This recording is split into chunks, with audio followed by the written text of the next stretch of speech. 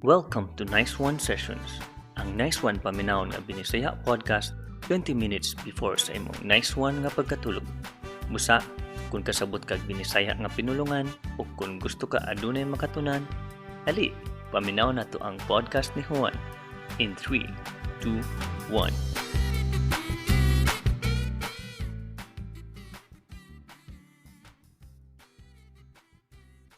Have you heard the 80-20 rule of relationships?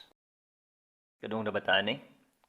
According to Kaylee Nugent, it's considered as the most important relationship advice we'll get. So, ito ang storyahan kung unsa ni siya. And then, tinuod bigyan nga most important relationship advice nga atong makuha. Anyways, before we start, ako day si Juan. Gabot ko mga contents nga praktikal ug mapuslanon nga makatawang sa tanan. Mapabata man o mapatiguang, aron dili na magkalisod pa sa ilang pagkinabuhi. Good morning if morning karon diha. And good evening if gabi diha. Anyways, atong isgutan ang 80-20 rule of relationships. According to Kaylee Nugent, the most important relationship advice you'll get. Anyway, let's go! Kung wa pa kabalo aning 80-20 rule, probably you've already made your first mistake. Kani nga rule kay naghatag og re-evaluation sa mga relationships nga naagian aning author. Tado nga mga tao are always looking for the next best thing. Kay kabaluta, the grass is always greener on the other side. Sakto? Sayop. Mo ang gitawag na 80-20 rule. Mo ang iyang itulo sa atua. Generally, kung ang relationship makakuha ka og 80% sa imong gusto, kani okay ra siya kay high percentage. Pero ga-crave jud kapon ta pangita ato ang kaugalingon atong 20%. Ato gyud nang gina-fight. Break up over it and magreklamo ta kay wala man gyud ang 20%. 80% ra atong gakakuha. So for example, imong boyfriend or girlfriend is grabe kat maayo, butan, loyal, attentive sa imuha, supportive, and mapinalanggaon. Pero dili siya pareha ka social sa imuha. Like di siya inana ka outgoing, for example, or more of extrovert siya, not like you. You always want to go out with your friends, ikaw. Gusto ka mag-party or mag-hangout with groups, pero ang imuhang partner o uyab, dili. Instead nga ga-focus ka sa 80% nga naa sa iyaha nga gusto pud nimo and actually mo imong gakadawat, gaka-focus ka dito sa 20% nga gapakita nga imuhang partner antisocial or di ganahan og mga trip nimo. So mo na ning moabot ang 20%. Na ay outgoing, always gusto makig-hangout, never turns down mga opportunity to party. Nakita nimo sila nga perfect. Sila to ang 20% nga imong ginapangita. So unsay imong buhaton?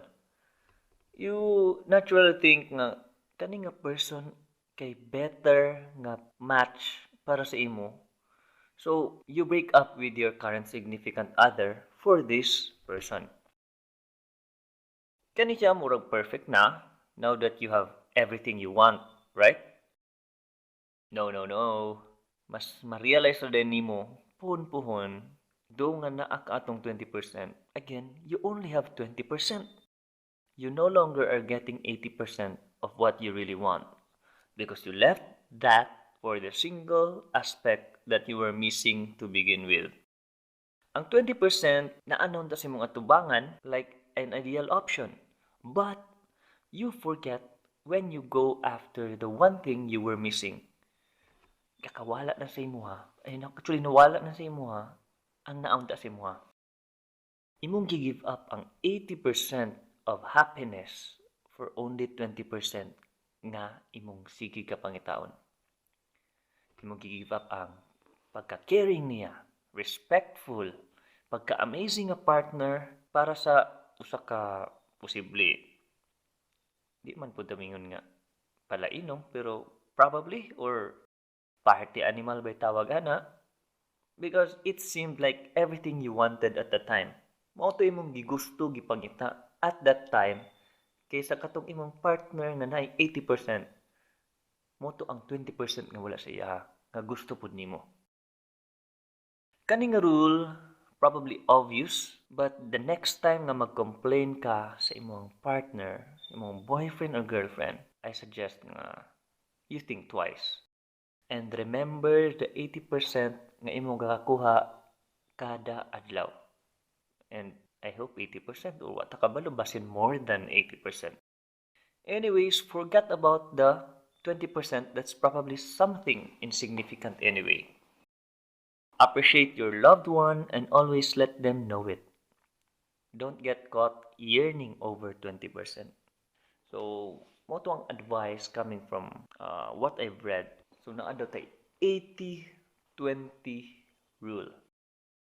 Sa 100% nga tong gusto, dako kay ang chance nga ang 80% naa na dito sa ato ang partner karon.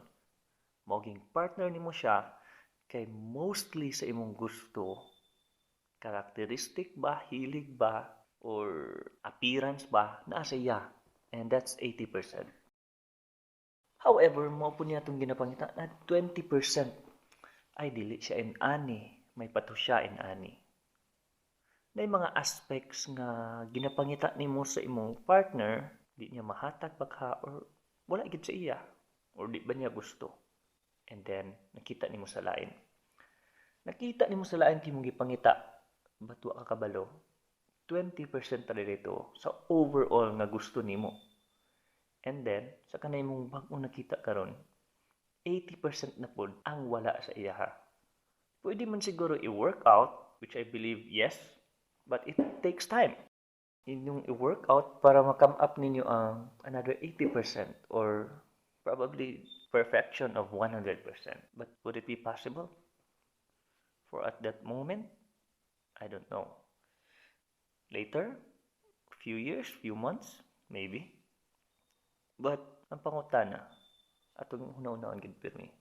Kato bagyod nga 20% nga wala sa imong partner, probably ex nimo, would it really matter? If it's very important siguro 20% nga wala sa iya, gabi gyud ka importante sa imuha. It's over my dead body nga consideration for you, like 20% or nothing, I suggest kabala. Pwede ra. But again, consider the 80% and probably ma-work out pa ang 20% na mo pabor diya sa imuha. But if it's beyond your control, you decide. The suggestion here is that take a look at that 80% nga naa and then rethink of that 20% nga wala. Needed ba gyud? If needed, then go on. If dili raman di ay needed, then why not stay? That's the message for today. Thank you very much and good night.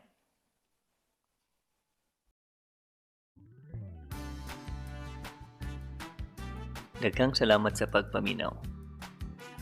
Kung ikaw adunay nasabtan, kung ikaw giganahan, kung ikaw adunay natunan, please subscribe and follow. And if interested ka to be one of my guests, just leave a message. Once again, thank you and see you.